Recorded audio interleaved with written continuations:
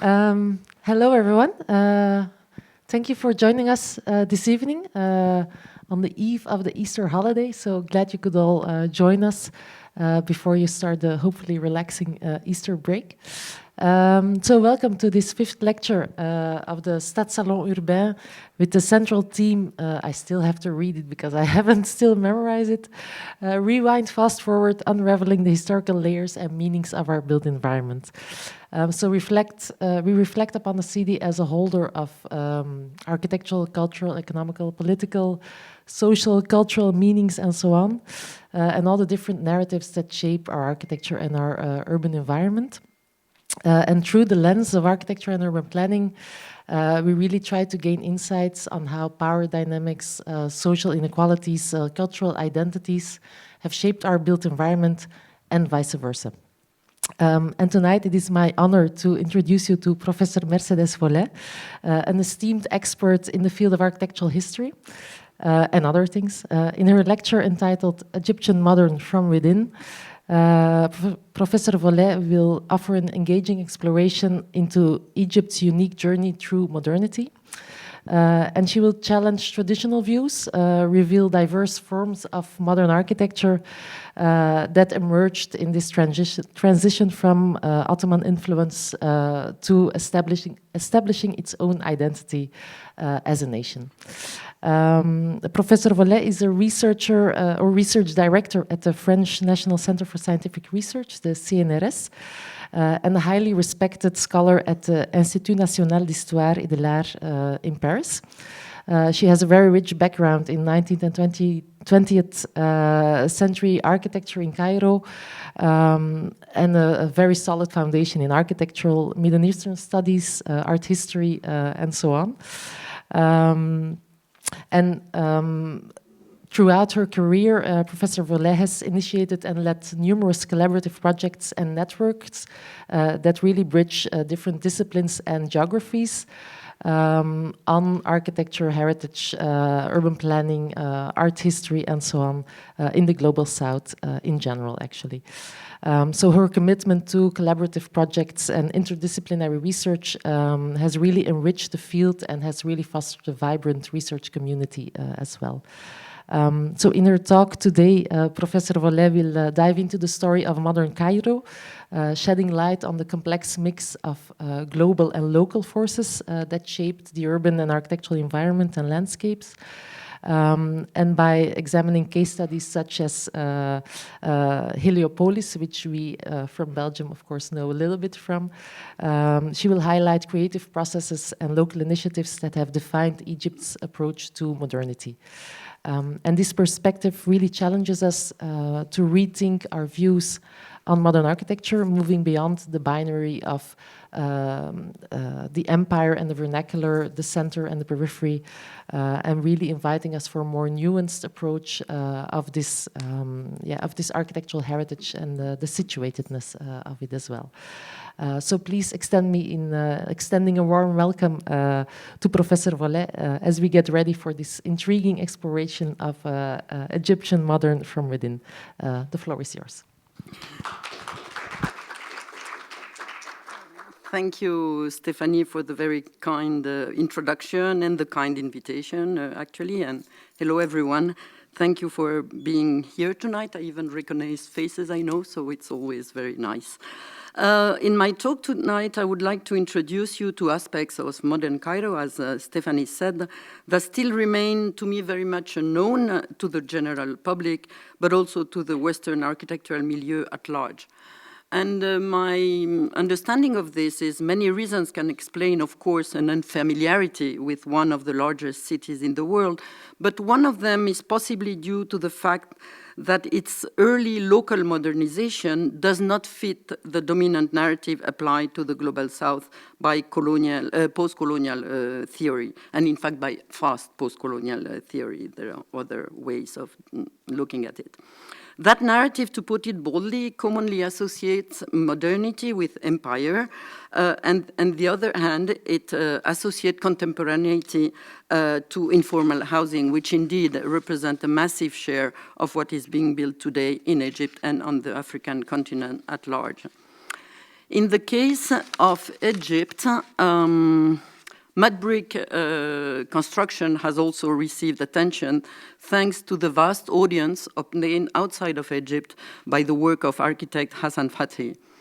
As early as the 1950s, his attempt at adopting Nubian building techniques from Nubia, so south of Egypt, were known to numerous European architectural critics. And architectural magazines in the West publish his drawings. Here, for example, on the slide, you have an example from L'Architecture d'aujourd'hui in 1978.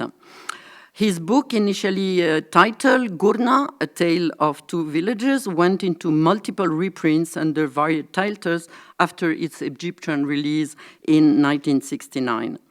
Paradoxically, Fathi recognition took more time in Egypt itself. Practically, it had to wait for the gold medal that was awarded to him by the International Union of Architects in 1985, if I remember well, when that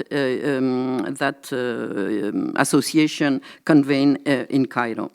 The contrast between the immediate global success of the book, its constant repackaging, as you can see, so Gurna, A Tale of Two Cities, then Architecture for the Poor, then Construire avec le Peuple, so each time another understanding. It's multiple editions, multiple translations, many translations, but in contrast with its limited local reception, I think is in itself food for thought and would deserve a thorough study. In any event, to me, neither the imperial colonial perspective nor the informal framework, or indeed Fathi philosophy, can fully encapsulate the diverse forms of modernity that indigenous and cosmopolitan aspiration embodied in Egypt, both historically and in the present. I'm of course very much aware that modernity is a complicated term, fraught with pitfalls, but let's state that I'm using here in its most basic sense, so as an umbrella, referring to a sequence in time that concretely covers the indigenous Ottoman reform process that unfolded in Egypt from the 1830s onward, so long ago, and impacted architecture and planning as much as any other aspect of public and social life in the country. While reflecting on the country's own experiment with reform, I would like also to avoid overarching labels such as modern movement or international style when speaking about Egyptian architecture. I do believe, and already Stephanie said, that the Egyptian modern should be exposed and understood in its own terms rather than through categories that carry strong prescriptive understanding of what the architecture of modernity should look like. And when we discuss this with colleagues, the narrative on the global modern movement leads primarily to emphasize this work by big names already acclaimed elsewhere, such as, for example, Le Corbusier and Frank Lloyd Wright. The designs of this kind of star architects came as a general rule via European imperial expansion, post-war Americanism, or post-Bandung Sovietism. Hence, their works express first and foremost forms of international dominance or dependence. So here you have a kind of circular thing.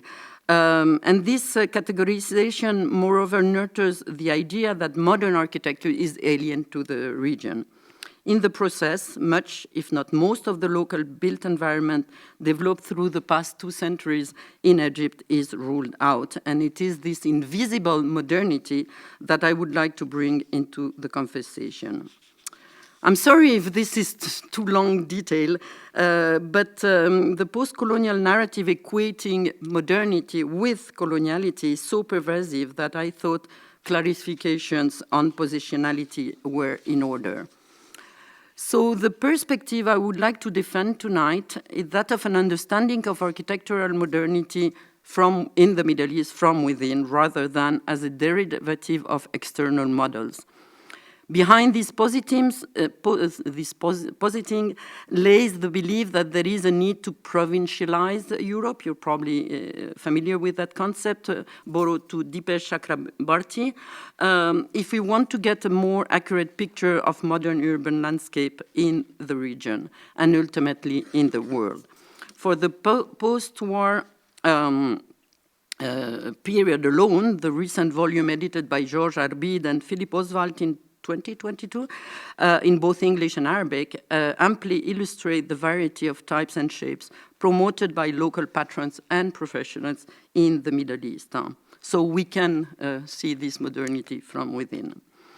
Adopting this decentered lens does not imply that 20th century Middle Eastern architecture, in concrete here Egyptian architecture, should to look distinctly different than modern architecture elsewhere.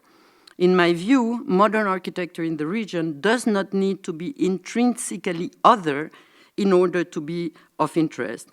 I have the same unease with cultural assignation that I have with global generalization. And in a way, but maybe I'm a bit polemical here, the Western craze for Fathi work does follow this kind of othering thing. We want this architecture in Egypt to be other than ourselves, to be considered of interest. My point is that rather than applying precast categories, we should listen first to local voices. A good source for the 1930s is the architectural press. The Egyptian architectural scene was quite active at the time. One vibrant voice came from the magazine El Amara, and El Amara means architecture in Arabic. It was created in 1939 by the Swiss-trained Egyptian architect Said Korayem, or Said Karim, and it was the first architectural journal ever published in Arabic across the whole Arab world. It was issued on a bi-monthly basis until the late 1950s. Its coverage of architecture emphasized the region, of course, because the region was not very present in the architectural press at large, but it was by no means restricted to it. Other places outside the West were also reported on. On the previous slide, you have, for example, Brasilia. The magazine also exposed, for example, examples from across Europe and even and also North Africa. So in other words, the magazine strive at bringing the art of building across the planet to its Middle Eastern readers. Its scope was truly global, and that was the 1930s, 1940s, 1950s. Articles penned by Egyptian professionals, and in this case, for example, by Said Karim, showed that they could favor other views on the architectural types and concepts that would best suit their time and place than the ones promoted by Hassan Fathi and his supporters. Here, I want to say that if in Europe we generally think Egypt equal Hassan Fathi, he was not the only one being active in the architectural scene. The plea for the socialization of the villa made by Karim himself in this piece published in 1957 is a good example of a resolute departure from mud brick architecture. In the piece, he referred to the graphical method invented by Russian architect Alexander Klein to optimize design housing with algorithms, and in the process, Karim praised scientific principle of aggregation for attached individual units in order to produce economic dwellings provided with some villa characteristics. One would speak today of computational architecture or parametric design, you will tell me. Again, we have here a full historical topic that has never been explored per se, not through its Egyptian lens. How Karim became aware of Klein's work. Did he know him from Germany or from Palestine, where Klein relocated after 1933? Did the two ever met? Did such proposals remain theories or went into experimentation? We strictly don't know anything about this. To go another step forward, I must add that looking at Egyptian modern from within should not lead to elide anything coming from elsewhere, and in particular, of course, European agency in its full diversity. In fact, both local and European agencies can and should be considered in conjunction, and for me this is very important, when narrating 20th century modernism in architecture and planning in Egypt. A telling example of the dual facet leading to syncretism of fusion of the modern built environment in Egypt is offered by the making of Heliopolis, the garden suburban estate developed from 1905 onwards on the northeastern outskirts of Cairo. The site itself is known under a double name, and this is already interesting. Heliopolis in Western language, Masr Gedida in Arabic, which means New Cairo. It has long been absorbed by the ever-expanding metropolis, which have seen further new Cairos. You have three more on the screen. One is Medinet Nasr in the 1960s, so the flagship for Nasserism, Gamal Abdel Nasser, the leader. New Cairo, which was Mubarak Cairo in the 1990s, and now Sisi's new administrative capital. So it's always more far from the center. So it's the number 3 on the slide. But while Heliopolis only forms a tiny component of Cairo nowadays, just a dot, the red dot, it represented a major development when it was initially created and remained a quite central place where the presidential palace, for example, stands today and where a good part of the nomenclatura still lives. In other words, it has been fully metabolized by the metropolis. The history of Heliopolis can also be narrated in a dual way. One, the most familiar, is through the lens of Belgian capitalism in Egypt. Generally based on secondary literature, the account celebrates Heliopolis at the visionary initiative of a figure very well known to you, I suppose, transport magnate Edouard Ampin. The man had been active in Egypt in the 1890s, overseeing the introduction of a tramway system in Cairo. The building boom was in full swing at the time, with a dynamic real estate market pushing away in every direction the boundaries of the city. Controlling transport allowed to explore possibilities in its desertic outskirts. The south of Cairo had already seen some urban developments in the 1870s. The early years of Heliopolis remain a bit mysterious. What is clear is that several strategies were tried out in the context of volatile economic situation. One plan had been to build a major winter resort serviced by the largest hotel in the Middle East, the Heliopolis Palace Hotel, now where Sisi rules the country. Another to develop a commuter town at a 12-minute ride from Cairo center with a train running every 5 to 10 minutes. This efficiency was remarkable because a century later, before Heliopolis metro line was ultimately dismantled after 2011, the ride required 40 minutes on poorly maintained old engines. Heliopolis zoning was typically colonial in its spatial segregations. Its overall plan was centered on a Catholic basilica surrounded by residential neighborhoods and equipped with recreational infrastructures. There was a Luna Park, there was a stadium, a racetrack, and followed by open-air cinemas and roller rinks. Middle to upper income families were to be lodged in the vicinity of the church or overlooking the racetrack, while high-density housing for low-income inhabitants was relegated at the far end of the estate where a mosque was erected, and they call rhetorically this garden city.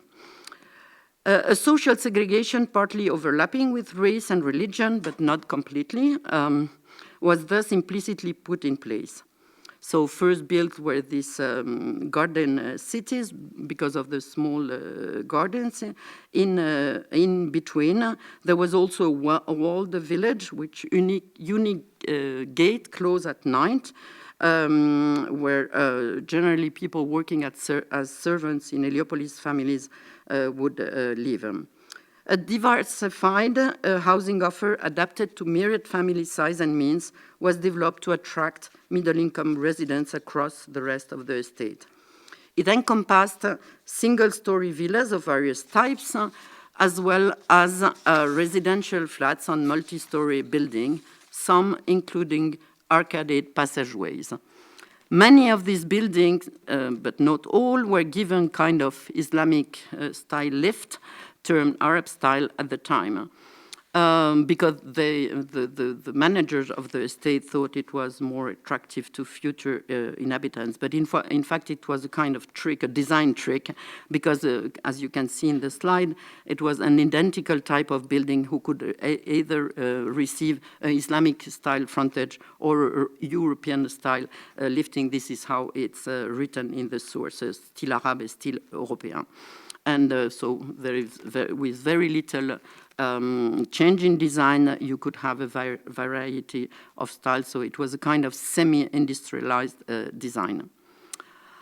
After World War I, a new wave of apartment flats and terraced houses were built for government employees and were offered at subsidized rents in the framework of an agreement with the Egyptian government regulating the future development of Heliopolis. And again, this is interesting because you always have this kind of needed discussion between the Egyptian authorities and the Heliopolis authorities.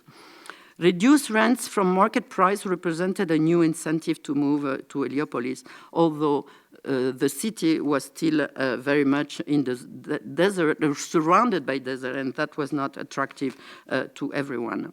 So to populate the city, one idea which worked very well was to invite all the congregational schools based in Cairo to settle in Heliopolis, and they were offered land at nominal price. And in fact, in the 1910s and 1920s, most of the congregational schools from Cairo had branches in Heliopolis, and this in turn convinced families to settle in. This brief overview, focusing on Belgium and congregational or missionary agency, represent more or less the broad outline of Heliopolis colonial history. Yet, a closer look at how the estate developed, thanks to primary material, provides a distinct picture. So now I'm going to enter in another story of Heliopolis.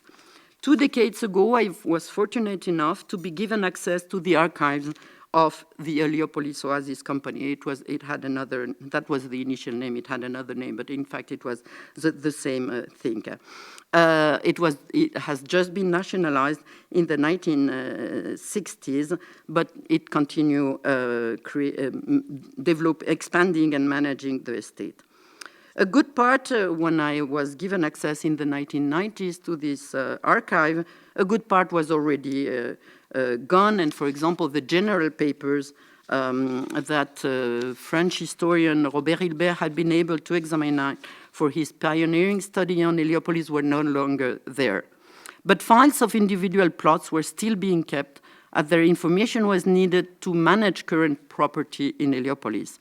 So with a team of colleagues, we set on reading all those files corresponding to plots built before 1937. So when Heliopolis looked like that and had reached its initial target of 30,000 inhabitants. By then, the city encompassed 1,750 plots.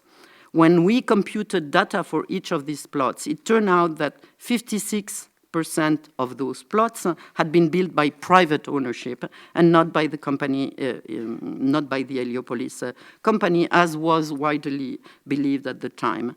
So the spread and the distribution of private plots, so this is the yellow plots, against the ones built by the company, so they're in blue, is rendering in the map on the slide, and you can see that blue are some, but yellow is the most. On this basis, it can be argued that Heliopolis was in fact a joint venture. It had been so from the very beginning. Besides Baron Empin, a crucial actor had been Boros Noubar, a French-trained Egyptian engineer of Armenian descent, whose father has been prime minister for long under the ruling dynasty. Boros Noubar was specialized in railway management.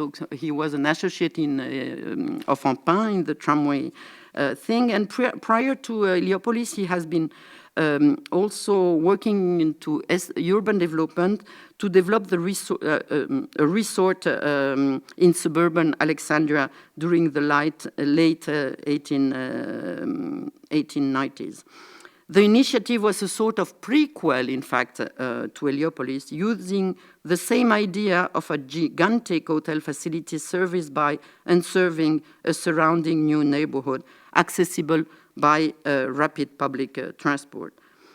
This means that in contrast with an alleged genealogy in the British Garden City movement, this is what was always written about Heliopolis, the creator of Heliopolis reenacted, in fact, a successful local estate development that they, in fact, scaled up. Boros Noubar is the man who negotiated and obtained the concession of land in the desert northeast of Cairo, where Heliopolis was to be built. He himself settled in Heliopolis, and a number of higher Egyptian officials follow his example. Attractive installments for acquiring plots and buildings on them encouraged people to do so. There was also fresh air, horse riding, many other things. But by 1926, Heliopolis already had 214 apartment flats and 231 villas built by private owners, so it was quite important from the very beginning. And this represented more than 1/3 of existing constructions.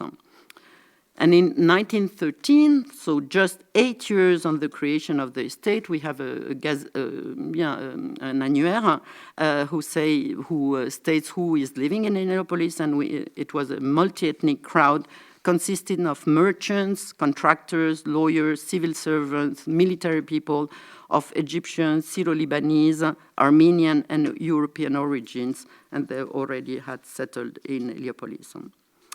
As mentioned above, the building erected by the Heliopolis Company followed a varied number of residential type. The diversity of private architecture was even greater, in addition to showing some very genuine structures. I'm showing a few examples, but I would like to stop a bit on this villa à appartement, how it was called in the Heliopolis archive. It depicted a residential type which had the external features of a single-family villa, but the internal characteristics of an apartment building with, in fact, separated flats occupying each floor. And as you can see in the slide, for example, the apartment on the ground floor or first floor, as you want to name it, you can access directly from the street, but then you have a staircase to access the upper apartment. So this is what was called a villa à un appartement. It was not a villa for one family, it was a villa for several families. The model corresponded to a prevalent lifestyle that lasted at least until the 1960s, and it allowed extended families to live under the same roof and yet in autonomous units managing privacy. Such arrangement, as well as I am aware, is seldom found in European suburbs, but maybe it is in Belgium suburbs. Semi-attached houses are common in the United Kingdom and the United States, but they just juxtapose units horizontally rather than vertically, as in the case of Heliopolis. The villa cum flats coexisted with more conventional units, that is, two-story buildings with communicating floors occupied by a single family. This is still the villa with apartments, and here another example, but the next slide is a single family. So you have the whole spectrum of available styles, from the Italianate villine to the streamlined Art Deco house and even brutalist examples. Their designers represent an assortment of professionals of varied origins. there were either Egyptian architects or professionals from Palestine, Lebanon, Iraq, or Armenia, besides Italian, Swiss, Maltese, and Austro-Hungarian engineers, and a very few French, in fact, and Belgium architects. So all these produce a kind of amalgamation. I know the word may be difficult for some of you, but that was what was happening at the time. The archives of Heliopolis also revealed ways of building that no one would have imagined otherwise and had never heard of, at least in the literature. One such constructing practice was the widely disseminated culture of building by additions. And I'm going to show, you have already one example here, and I'm going to show a few others. You might not immediately perceive that this is a building built by additions, or you already know, but when I saw that building, I did not know, and I know because the drawings were in the archives, and we could see that, in fact, it was built by additions. First, there was 2 floors, and then they added 2 more floors, and in some cases, as you will see, it could go further up. Another more complicated case, and also what is interesting in this building by additions is not that you build in, for example, 1931, and then you wait for 20 years or 30 years to this family to expand. No, 2 years after that was already a building and addition, and then 15 years after another, and etc. Some were quite incredible because it was not only building a floor, but also lifting up all the decor, in this case a quite important decor, up one floor. And what we discovered in the archives of Heliopolis is that was something that was fully monitored. It was not illegal, it was not behind the scene, it was something that was, in fact, consubstantial to the act of building a dwelling in Heliopolis. And each owner of a plot had to present a design. This is why we have those designs before it could start construction. Of course, there were stories. Some tried to start the constructions, then they were fined, then they were discussing. I mean, there was a whole discussion going on in the archives, but still the conditions were quite strong, and they were almost on average very much respected.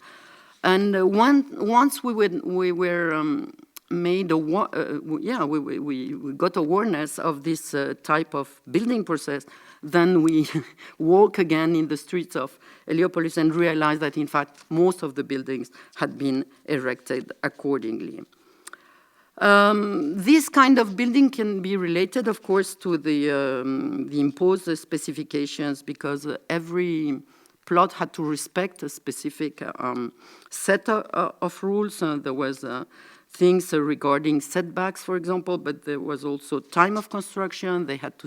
Owners had to start at least no later than 10 months, and they had to finish in the 18 months later.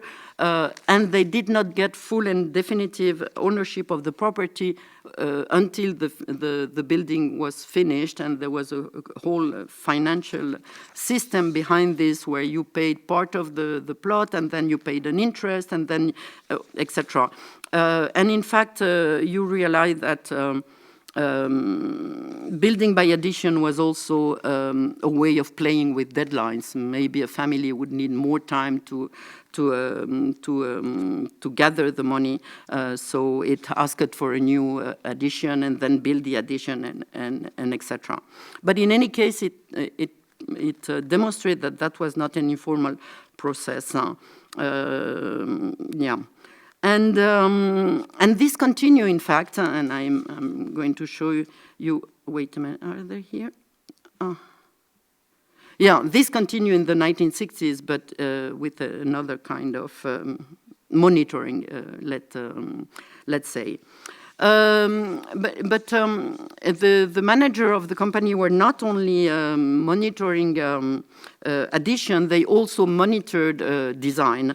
And in the beginning, this was done in-house by the French architect Camille Robida in particular.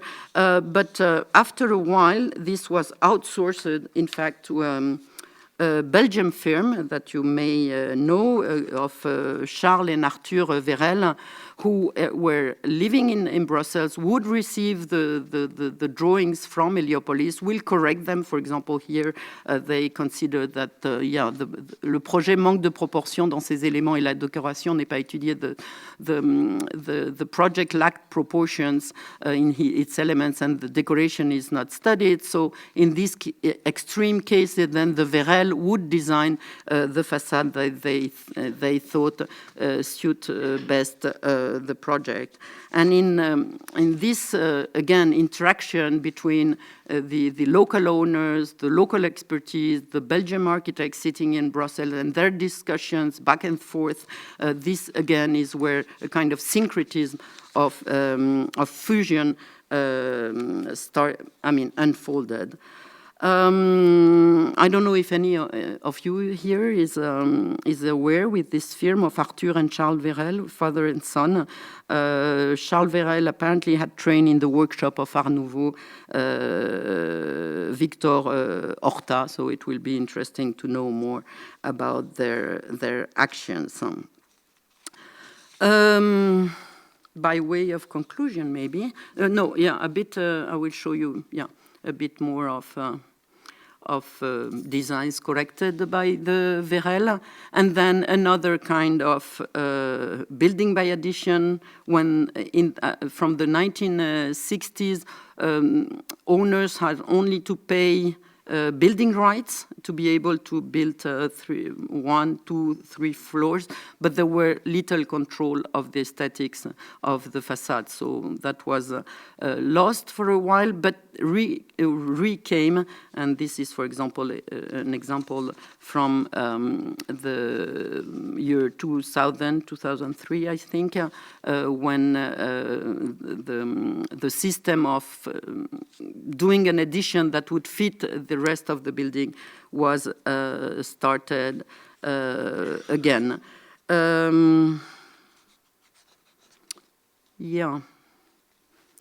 But also what is going on in Heliopolis today is, of course, the densification, and I put this, I chose to show this project because it's called Stella El Baron, and of course El Baron is Edouard Ampin, so it's very much still in the mind of people in Heliopolis.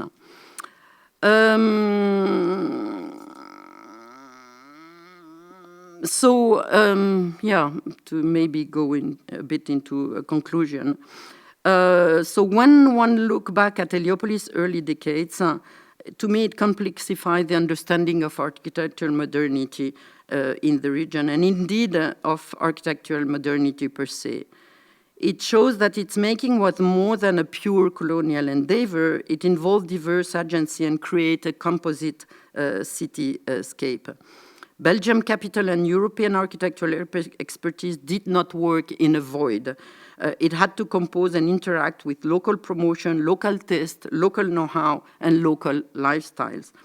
And Heliopolis was not exceptional in this matter. Other parts of modern Cairo share a related, if not similar, story. And you can go even change geographies because many other planning enterprises in the Age of Empire partake in this phenomenon. In her book, A Joint Enterprise, Indian Elites and the Making of British Bombay, architectural historian Preeti Chopra recounts a similar pattern for the transformation of the urban fabric of British Bombay. She outlines in particular the decisive role of Parsi intermediaries, and Parsis are a minority of Persian origin that was long established in India and that adhered to Zoroastrianism. But the important fact is they were a minority, but they were either philanthropists or public engineers, and through their activity, they shaped distinctive community housing and infrastructure in the city. In Casablanca, Moroccan Jews, likely, so again a minority, likewise played a decisive role in the development of the white city under French colonial rule, in particular during the years of the post-war building boom, when many invested in residential construction, as mentioned by Jean-Louis Cohen and Monique Eleb in their monograph, Casablanca, Colonial Myth and Architectural Ventures. Interestingly enough, building by additions was also practiced in Casablanca. Here, you would see that the three upper floors are an addition. The Heliopolis counterparts of Parsis in Mumbai and Sepharad Jews in Casablanca were Christian Syro-Lebanese immigrants who had moved to Egypt in the late 19th century for economic reasons, and who, thanks to their linguistic abilities acquired in congregation schools, filled the rank of the local professional classes and civil service. Beyond architecture, these shawam, as they were called, would play a major role in the cultural movement called Arabic Renaissance, the Nahda, in literature, the art, the press, the cinema, and etc. Studying their contribution allows to uncover the making of an ordinary, middling, domesticated, composite, amalgamate, situated modernity that perfectly fitted the residential needs of an expanding middle class in Egypt, as well as elsewhere. Situated modernity can be spotted with variation across the region, in urban Turkey, urban Lebanon, urban Jordan, urban Syria, or urban Palestine for what is left of it. The architectural outcome is not necessarily the most avant-garde as perceived in the slides. Projects were neither exceptional nor sensational. To many colleagues, there are indeed considered very bad or ugly architecture, a value judgment that I will personally leave out of the equation when endeavoring to understand the local dynamics of modernity. I agree that most of such architecture certainly does not qualify for modern movement or international style, so we should avoid this. And yet, architectural modernity in Heliopolis does testify to distinctive investment strategies, a specific building culture, and a particularly modern lexicon that cannot be just swept aside as uncanonical. At an even broader level, the story of Heliopolis, as well as that of its many counterparts across the world, invite us to remain cautious when analyzing architecture and planning through the unique lens of power, or better said, one dominant power. The forces at play are generally many, and their interplay does matter. Translating intention into implementation is not a straightforward process. Unexpected routes and unforeseen achievements are frequent. Nonetheless, because of often long spans of time incurring before a project takes shape, plans do have endurance and are prone to mutability. A fascinating example in post-war Cairo, and this will be my final note, is how the new capital commissioned by revolutionary leader Gamal Abdel Nasser, so Medinat Nasr, in fact developed from the project for an Olympic city that had been on the table since the late 1930s. It was ultimately designed by Nazi architect Werner Marsch, the mind behind Berlin Olympia Stadium in 1936. We know absolutely nothing on the twists and turns that led a royal plan for the latest sports facilities in Cairo to turn into the architectural flagship of Nasserism, again designed by Werner Marsch, nor on the hiring of Marsch and how he could, interplay with successive Egyptian authorities. This is again a major urban and architectural episode in the making of modern Cairo that awaits its historian. Thank you for your attention, and I'm happy to answer any question you may have.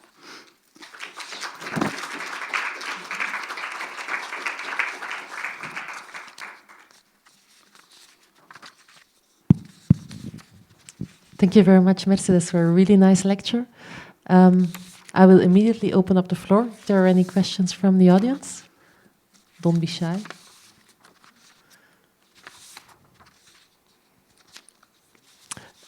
Then, okay.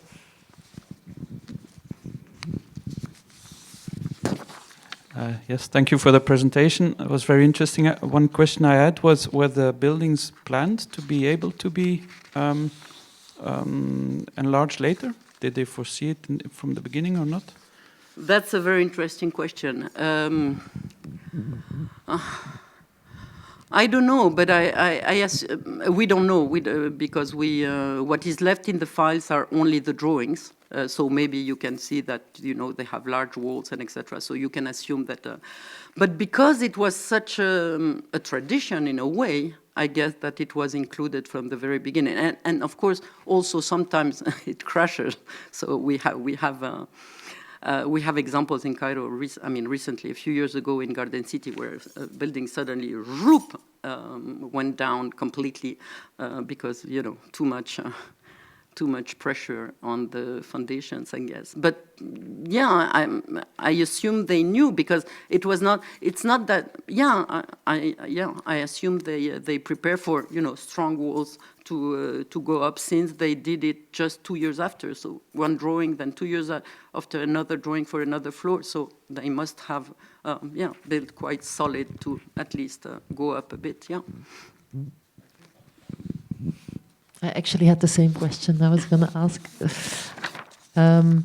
Maybe I was also intrigued by that building by addition. You also mentioned something about financial reasons, that families did not have the money to build the entire house. Again, it's my guess, but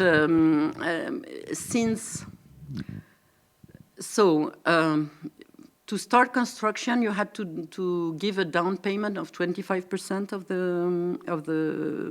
the price of the land, and then you pay 4% interest every year until the construction was finished, and then you pay the 3/4 of what was left. So I assume that if you present a drawing for addition, you will gain extra years. You see, and in those extra years, either you would have a credit, or either you will have gathered family money, or this is my guess. I don't know why there is this such, I don't know. This is that it was, you balance. You have the money, you have the family, you want the place, you have credit condition or not. I mean, we all do this. I mean, so. And yeah, the fact that you don't have to pay for the plot entirely from the start is very surprising to me. Is it the way from the local government to make sure that the neighborhood is developed quickly? And again, this is, tradition will be a big word, but from the 1860s, this is how Cairo developed, actually.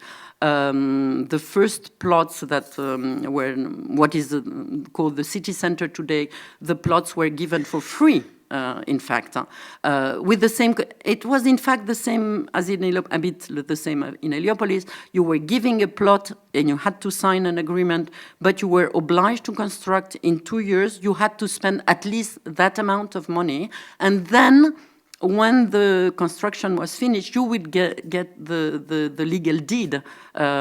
So it's the same thing. Remember that Heliopolis was built in the desert and the land cost nothing. So already, they had, Boros and Empin, Boros, Noubar and Empin had, I don't know how many hectares, 5,000, I think, that they paid nominally nothing.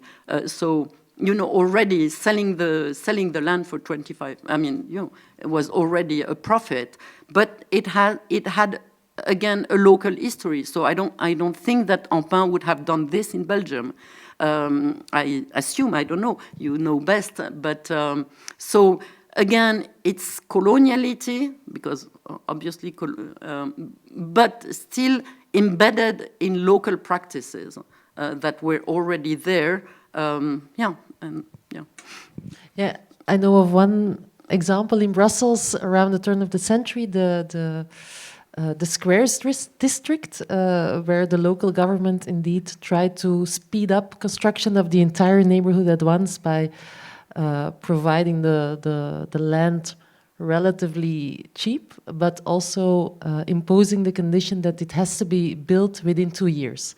And this was the period of Art Nouveau, so now that is a complete Art Nouveau neighborhood because of the local government's impetus to really build quickly. But it's not exactly the same, of course. No, but actually, and that again, it's a very interesting aspect of the topic, and to my knowledge, no one has ever really dig into it. Belgium people invested a lot in land in Cairo because, in fact, and this is not for the desert or for the new lands, but for the historic land, there was a system of foundations where upper-class Egyptians would have land, inherited land, or one way or another, but not the means to build. And so they would create a society where the Belgians would put the money and they would put the land, and this is how entire neighborhoods also developed. Yeah, so again, an Egypto-Belgium venture somehow. Yeah, yeah, interesting. Any other questions? Thanks a lot for the very nice presentation. I want to kind of perhaps push you a little bit in saying perhaps also something about the developments towards the east. I mean, you have Heliopolis, but then New Cairo and even further east. If you would use your framework about local expertise practices and then also tracing the connections. Yeah, and now we're talking about the Egypto-Belgian link. Yeah, what would you find in terms of kind of new global connections, perhaps to the Middle East, perhaps to China, and how that also tells us a story about how Egypt and Cairo is inserted in these global circuits? Because I am an historian, I don't know much about Sisi, new administrative capital. I just know it's enormous. It's a lot of money. I don't think it's Chinese. I suspect it's Emirati or Gulf money. They invest a lot. They have an agenda, of course. I mean, in terms of, for example, I study a bit the gated communities in the 1990s because that was, again, another. And for the many gated communities that suddenly burgeoned in Cairo, their expertise was Canadian. For some reason, or Australian, they had these ready-made plans for, communities that in fact are villas, one after another with a swimming pool, all of them almost the same, but you could choose, actually it was a bit like in Heliopolis, you could choose the Nubian facade, you could choose the Florentine facade, you could choose so it's, again, industrialized production. Yeah.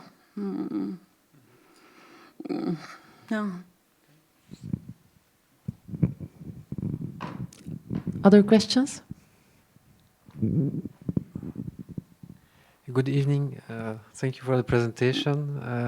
I was wondering about Heliopolis, how it featured toward the national project. Were there early criticism of among Egyptian nationalists of Heliopolis? Was it dreamt as a new Egypt, which could be a kind of ideal country as an example for the rest? Because it's a minister also who's behind it. So is there a political project or is it a purely commercial project? Nothing is never, ever, purely commercial. It's a set of opportunities. What for me was really interesting when we worked on all these private owners is that at one point I thought, well, in fact, the full Egyptians would have moved there only from the 1950s, for example, 1960s, etc. But in fact, they moved in from the very beginning. There was, for example, Bijoutier. a man selling jewelry, a jeweler from the Khan el-Khalili, the bazaar, who had a property, who had his house built in Heliopolis in 1908. So I guess Egyptians, or upper-class Egyptians, did believe in progress, did believe in fresh air. Remember that the conditions in historic Cairo or Islamic Cairo, whatever you want to call it today, were not that fantastic. There you had functioning infrastructure. You had land for almost you had good schools. So in fact, this became very early on an Egyptian, and we have the list of inhabitants, and became, the new Egypt, yes, in a way, but there was this belief. It was the time of the Nahda, also the Renaissance, so they believed they deserved good conditions, and that was an opportunity. And the fact that many ministers today live in Heliopolis, that the presidential palace is in Heliopolis, that the technocracy is not very far away, that even the military academia is also in Heliopolis, the club for the military. Yeah, so it was, in my mind, it was really very much. It became part of Cairo very, very, very quickly on, as other parts of Cairo. But maybe Heliopolis more because because there was these facilities. You could have land for nominal fee and etc. And the schools, I think the schools play a very big role also. They could expand, have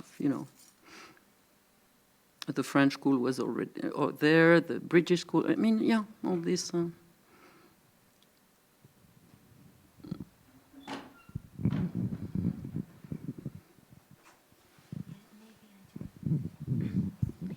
Was there any agreement between Ampin and his local associé, if I can call him like that, with the government, or is there any documentation on how he started this whole project of Heliopolis? He thanks to Boros Nubar, he got the contract to have this stretch of land, enormous stretch of land, and he built. I mean, it was. To have an idea, the picture of Heliopolis that I showed you, for example, this was only 1/10 of the whole area that he got. So he got an enormous amount of land for, I mean, basically nothing, very little. And because they were already operating transport, for them it was easy to put the line. So the first thing that they did was putting the line, in fact. And the first years of Heliopolis, it was completely in the desert, and you would take the line and go to the terminus, and you had only a sort of brasserie where you would look at the desert, the sunset in the desert, and then you would go back to Cairo. But because of this transport line, and then because they started building and etc., it went very well. But also because it corresponded to a need in the Cairo was overcrowded. The buildings were not in a very good condition. The networks, water, sewage, etc., was non-existent. There you had I mean, who would not move to a place where everything is functioning? I have a question. Sorry, here. Yeah. Thanks a lot for the fascinating story of Cairo. I learned a lot. I was intrigued by your observation that all these building activities were, let's say, fully legal, as you put it, which indeed runs very much counter to the storyline of, let's say, post-colonial urbanism. But I was wondering if you could elaborate a bit on this, because let's say the way I always understand the storyline is a lot is, let's say, informal, also because of a lack of state capacity. In a sense, you see a strong expansion of cities, but there's no, let's say, government or governing force in place to structure this, so to speak. this suggests actually that there is a strong capacity locally to actually order this. So could you reflect on this also, perhaps how this has changed over time? Because I assume it has changed in the 1920s, so it's quite different from, let's say, the 1960s, 70s. I'm not sure. I'm not sure. In the case of Heliopolis, when we were there in the 1990s, we used to discuss with the engineers of the company. They were quite intrigued by what we were doing. And and they explained to us something that we had seen in the files, that, for example, for this kind of cases, this is not informal construction. The people who were allowed to build the 3 floors would pay something, and there was a very complicated algorithm, and actually people paid to be. This again is when you see here things from here, you think that everything is informal, everything is illegal, but the Egyptians are very much into legal things, and even they go to court to sue people if things are not, so it's an understanding which does not grasp when you are in. And in this case, what changed from, and actually this is a discussion we had with those engineers when we showed them the plans that were corrected by the Verel, for example, and that now the additions are not, really how can I say, corrected or reviewed for stylistic question. There, you only pay the rights to build. They said, but who are we to correct architecture? We would not know how to do this anyway. So, so no, I mean, yeah.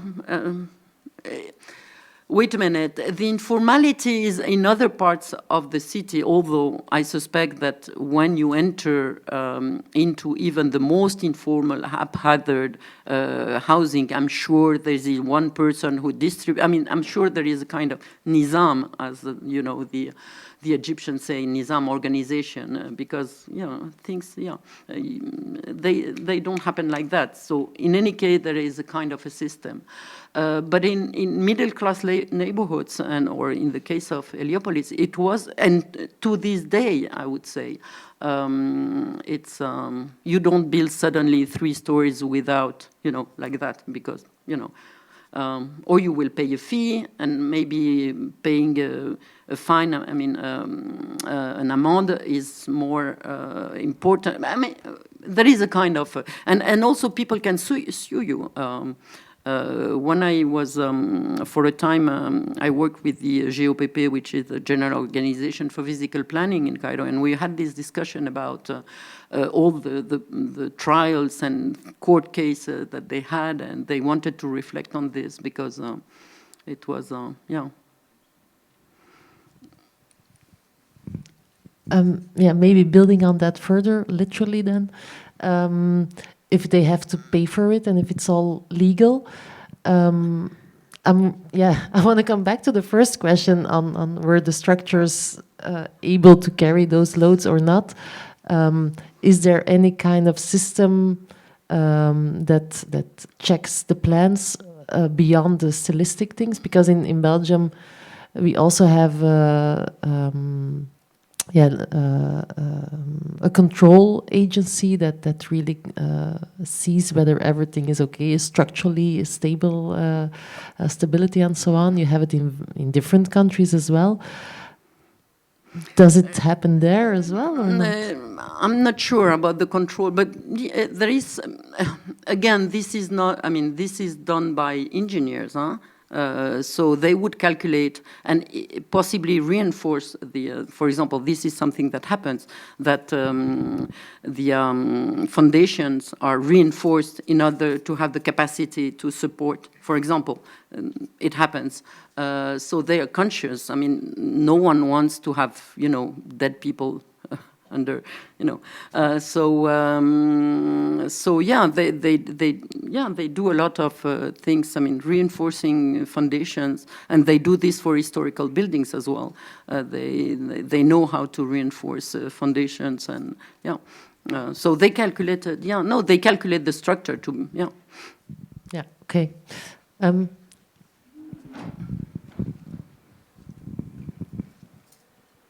Hello.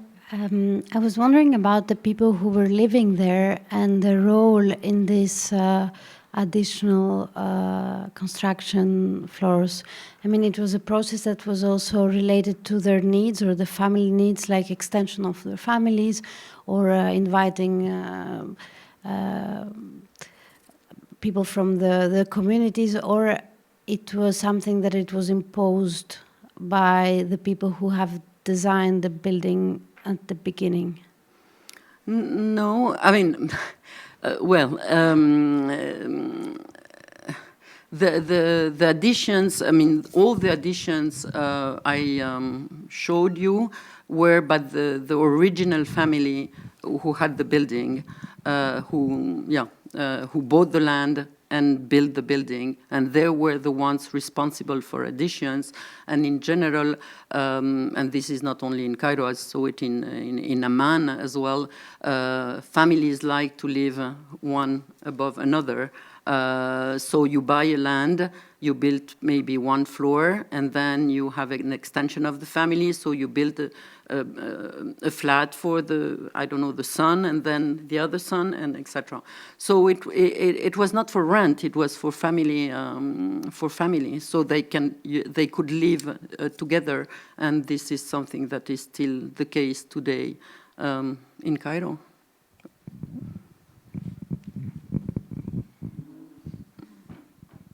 Someone else has a question?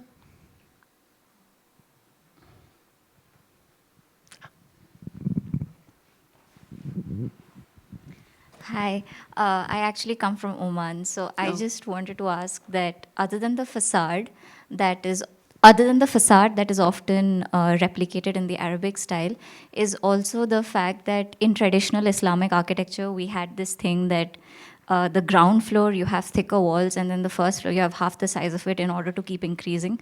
So do you think that that kind of norm is also translated into the modern Islamic architecture? So let me rephrase to see if I understood your question. Would you said, do you mean that building by additions were already something in Islamic architecture? Yeah. So that you had thick walls in the ground floor and lighter.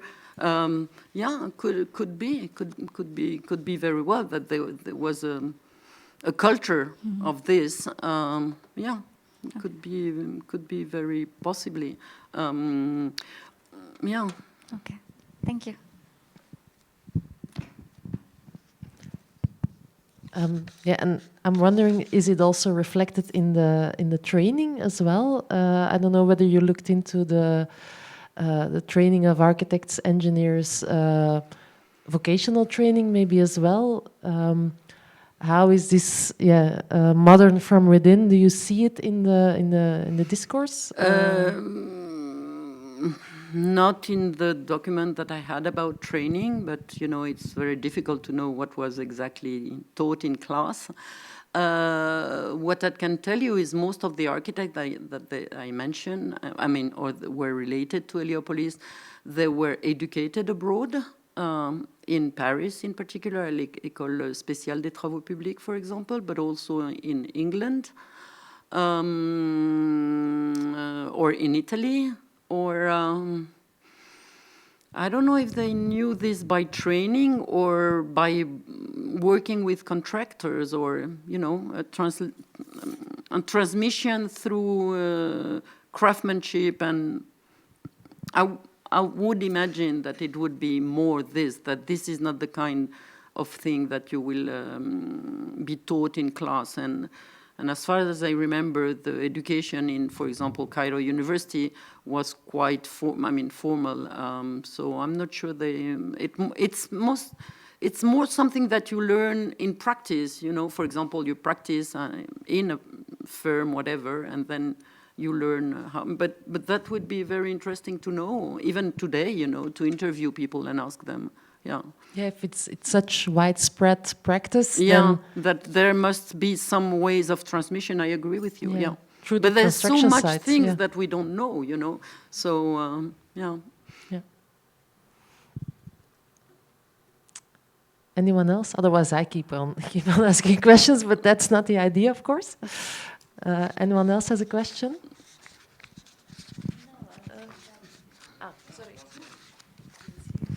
Yeah, at some point you mentioned issues with overcrowding, etc., and yeah, obviously it's appealing for many reasons to just build a new city.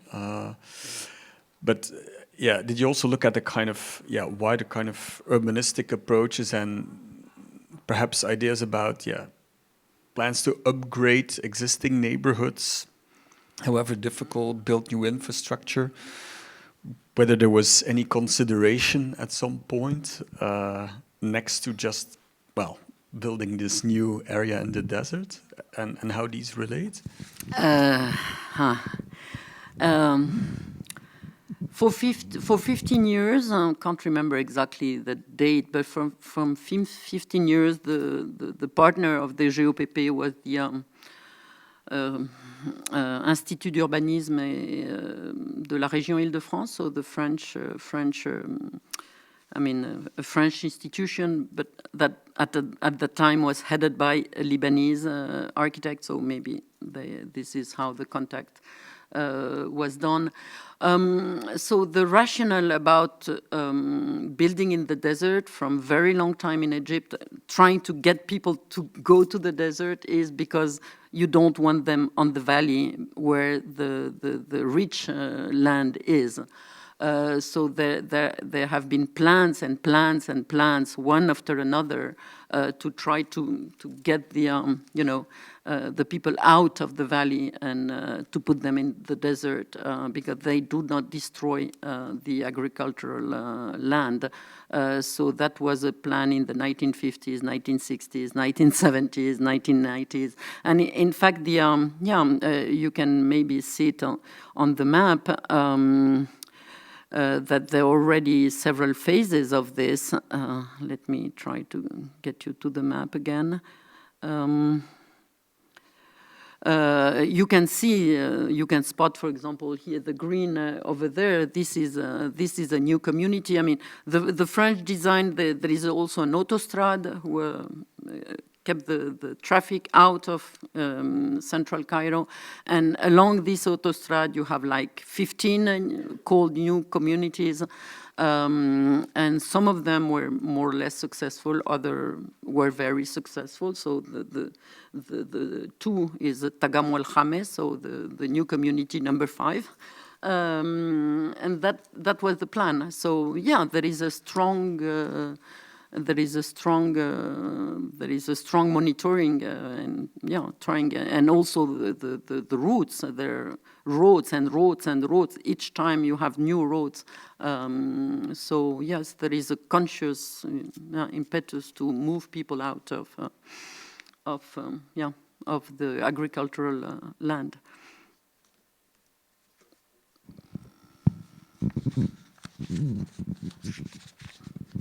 Thank you very much for your talk.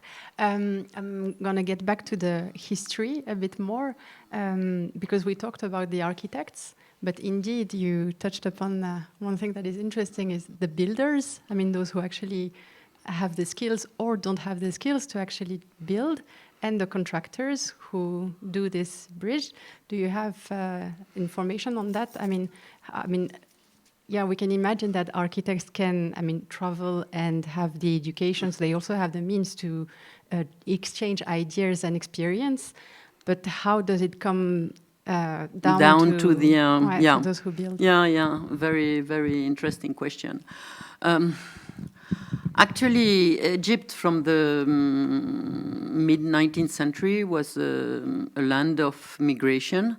So, for example, so much Italians came, for example, Greeks also a lot, and the Italians were very good at building, and including today when I discuss with my Egyptian friends who are architects, they still try to, get to work with the last Italian person who knows how to work this and that.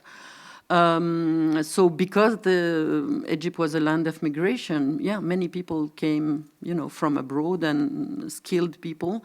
So yeah, you had everything from the Czechs, for example, who were very good in ironwork, for example, to the Greeks, to the Maltese, to the Italian, Austro-Hungarian also. But also Egyptians. I mean, it was a very international, as you know, it was a very international society. And it was a very rich society, not for everyone, of course, but it was producing the agricultural land is, producing 3 crops per year and etc. So, So there was a strong immigration.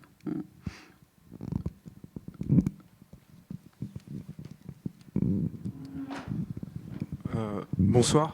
You mentioned that Heliopolis has another name in Egyptian Arabic. Yeah. But I wonder, so the choice to use the name Heliopolis, the name of the ancient city, is a very conscious one.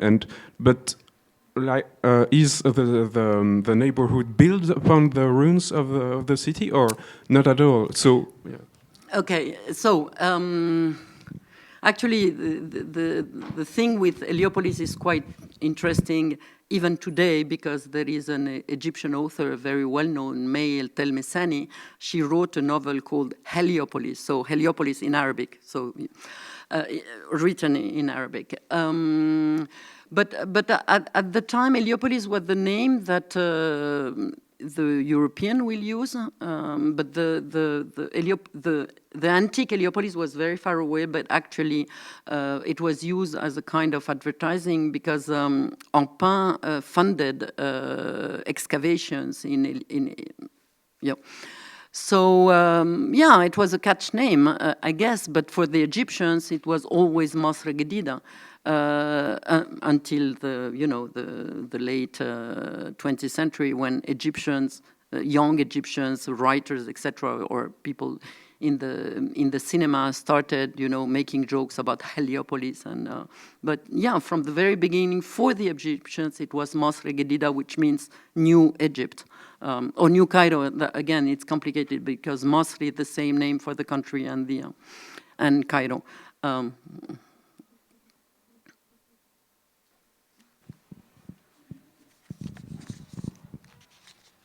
Last call. Okay, sorry.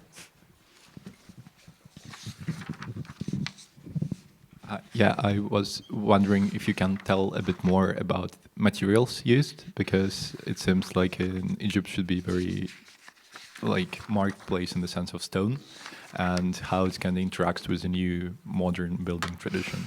You're right. I should have included slides. We have wonderful visual material on the construction before the facade is put in place. And this is quite interesting because it's not modern at all.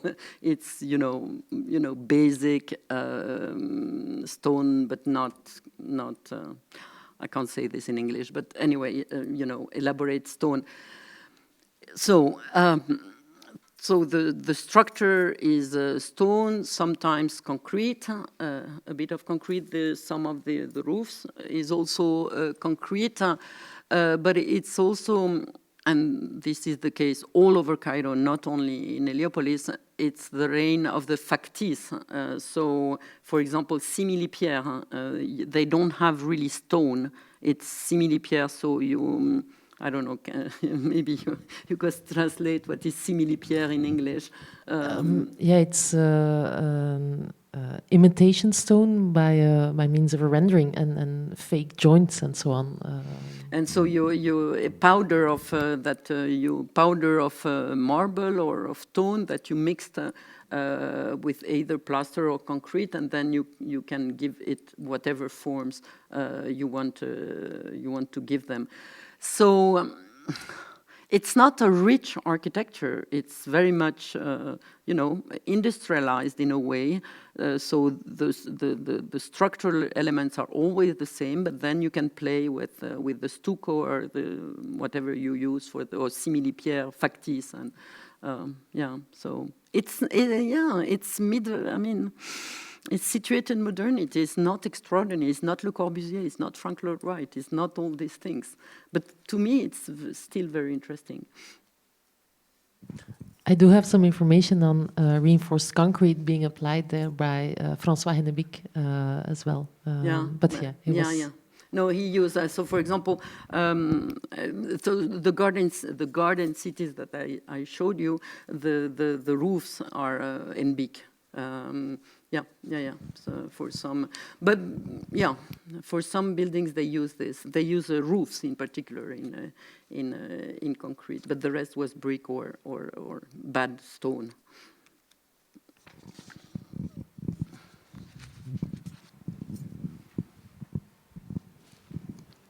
Thank you for this interesting presentation. I am from Egypt, so it was interesting for me to see how everyone is interacting with what you were saying, because, for example, building by addition, this is something I have never thought about it. I mean, I grew up with this. Everyone is doing it in Egypt right now. So it's like, it's not new, it's very common. But I have never thought about it. So it was interesting. And I don't remember, someone was talking, I think you were talking about how did they design from the beginning. So I think it was a matter of asking the client, asking the architect or the engineer to do this from the beginning. So this is, at least this is what is done now in Egypt. You ask them, like, we are planning to build in the future, so make it from the beginning. Yeah, so to make it flexible, I think. Flexible architecture. Yes, I think. very good, very good so label. Flexible architecture. Yeah. So again, thank you. It was interesting. Thank you. You're most welcome.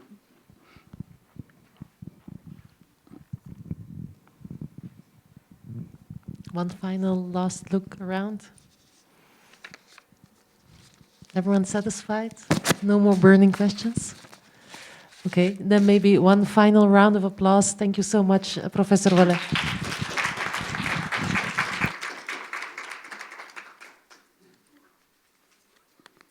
And maybe one final announcement. This was the 5th lecture in the Stadsalon Urbain. The 6th one is within 1 month and a half or something. At the end of May, Professor Miles Glendening is coming to Brussels then. So hope to see you all back in May. Thank you.